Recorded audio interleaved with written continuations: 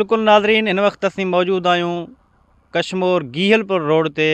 मां खे ॿुधाईंदो हलां त कशमोर गीहलपुर रोड जो कमु आहे उहो गुज़िरियल 20 सालनि खां वठी रोलड़े जो शिकार आहे। 2 महीना अॻु हिन रोड ते जेको आहे सो कमु शुरू कयो वियो, पर उन कम में जेको आहे सो नाक़िस मटीरियल इस्तेमालु कयो वञे पियो। उनखां पोइ ॻोठाणनि जी निशानदाही करण बाद आला अमलदारनि पारां जेको आहे सो नोटिस वरितो वियो। उन्हनि हिन रोड जो कमु हिकु दफ़ो ॿीहर बंदि कराए छॾियो।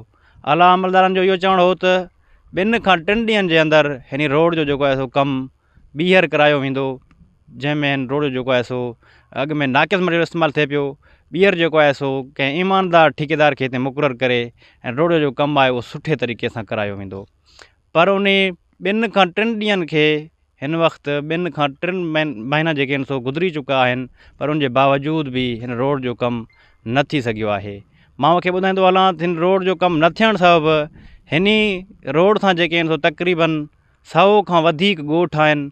उतां जे माण्हुनि खे सफ़र करण में शदीद मुश्किलातूं पेश अचनि थियूं पियूं ऐं सुबुह सां जेके आहिनि सो ॿारड़ा स्कूल तरफ़ जेके वञनि था पिया, उहे टाइम ते स्कूल नथा पहुची सघनि।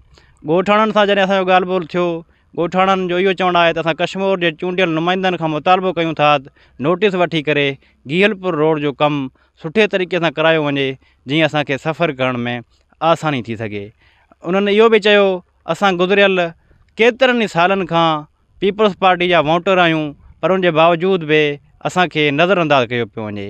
हिननि इहो मुतालबो कयो आहे त हिन रोड जो कमु करायो वञे, जीअं असांखे सफ़र करण में आसानी थी सघे ऐं असांजे मुश्किलातुनि में जेको आहे सो कमी अची सघे। कैमरामैन टीम शेरबाज़ खां सां गॾु मेरा TV न्यूज़ गुड्डू।